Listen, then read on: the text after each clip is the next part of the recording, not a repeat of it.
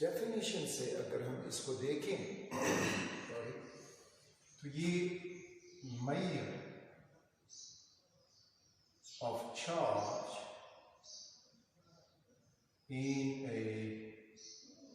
molecule या measure of polarity in a molecule, तो ये डाइपोल मोमेंट कहलाता है। इसी तरह ये पोलैरिटी जो आएगी ड्यू टू बॉन्ड आएगी, तो आप measure of polarity in a bond, ये भी इसको आप प्रोनाउंस कर सकते हैं, डिफाइन कर सकते हैं। Mathematically it is product of charge Q and distance between the charges, that is R या D, equals to mu.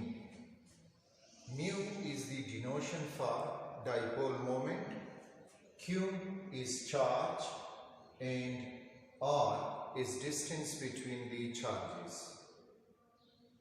अब for example HCl है, यहाँ पे क्लोरीन बीइंग मोर इलेक्ट्रोनेगेटिव, तो उसका इंड नेगेटिवली चार्ज होगा और ये इंड जो होगा वो पॉजिटिवली चार्ज होगा। तो अब ये चार्ज कितना है, पॉजिटिव हो या नेगेटिव हो, और इन दोनों के दरमियान ये डिस्टेंस यानी बॉन्ड लेंथ वो कितना, तो उन दोनों को जब हम मल्टीप्लाई करेंगे we will get the dipole moment. तो ये उसका मैथमेटिकल डेफिनेशन हुआ या मैथमेटिकल इक्वेशन हुआ जिससे हम डाइपोल मोमेंट कैलकुलेट कर सकते हैं। डाइपोल मोमेंट हमें ये बताएगा कि फॉर एग्जांपल कार्बन डाइऑक्साइड ले लें। अब कार्बन डाइऑक्साइड में बॉन्ड पोलर है but the molecule is non polar. Bond polar इसलिए है कि अगर हम ऑक्सीजन को देखें तो वो being more electronegative partial negative होगा, कार्बन पार्शियल पॉजिटिव हो जाएगा, ये भी पार्शियल नेगेटिव होगा। So the bond over here is polar but as a whole the molecule is non polar. तो अब ऐसा क्यों होता है, तो ये हमें डाइपोल मोमेंट बताएगा, यानी पोलैरिटी इन ए मॉलिक्यूल। तो डाइपोल मोमेंट के लिए जब इसकी हम मेजरमेंट करेंगे तो इसके लिए कौन सा यूनिट इस्तेमाल करते हैं, यूनिट यूज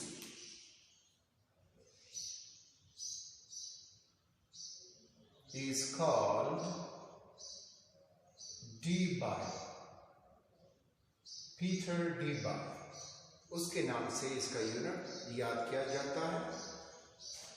और 1 Debye is equal to 3.34 into 10 power -30 coulomb and metre, ऐसा यूनिट में कूलम मीटर इसके बराबर होता है।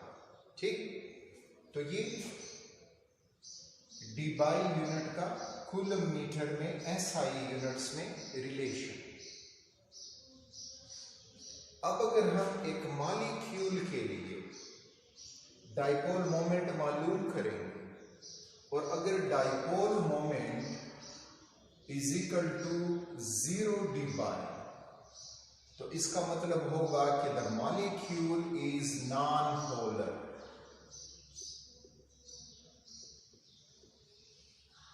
मॉलिक्यूल इज नॉन पोलर अगर उसका डाइपोल मोमेंट 0 Debye आता है। अगर उसका dipole moment is not equal to 0 Debye यानी ग्रेटर देन 0 Debye, तो फिर वो मॉलिक्यूल होगा polar, that is a polar molecule. और फिर आयोनिक करेक्टर जो है वो हम पोलर कोवेलेंट बॉन्ड में ढूंढते हैं। तो इस तरह से जो पोलर मॉलिक्यूल हमें मिलेगा तो उसका परसेंट आयोनिक कैरेक्टर हम मालूम कर सकते हैं। Percent ionic character. तो जो डाइपोल मोमेंट का फिनोमेना है या टेक्निक है, इसको हम इस्तेमाल कर सकते हैं दो चीजों के लिए। एक, to find polarity of a molecule,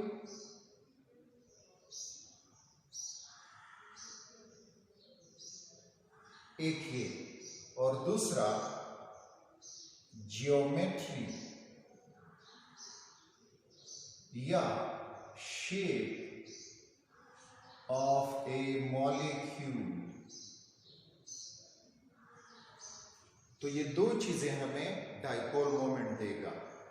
एक मॉलिक्यूल पोलर है कि नॉन पोलर है, अगर पोलर है तो फिर वो कितने परसेंट आयोनिक कैरेक्टर रखेगा, कितने परसेंट जो है वो आयोनिक खुसूसियात उसकी होंगी। तो ये डाइपोल मोमेंट का फुल फिनोमेना। अब जाके पोलैरिटी मालूम करेंगे, ज्योमेट्री मालूम करेंगे, तो देखें कि डाइपोल मोमेंट हम कैसे मालूम करेंगे। ठीक, साथ में याद रखें कि dipole moment is a vector quantity.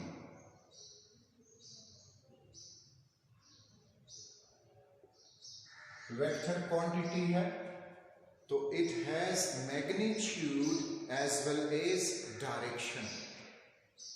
तो अब इसको वेक्टर को जब हम रिप्रेजेंट करेंगे तो वो कुछ इस फॉर्म में रिप्रेजेंट होगा कि the vector will point from the positive towards the negative with A cross tan. तो ये वेक्टर क्वांटिटी है और इन्हीं वेक्टर को अब हम इस्तेमाल करके मॉलिक्यूल की ज्योमेट्री और पोलैरिटी मालूम करेंगे, जो हमें डाइपोल मोमेंट से आइडिया मिलेगा।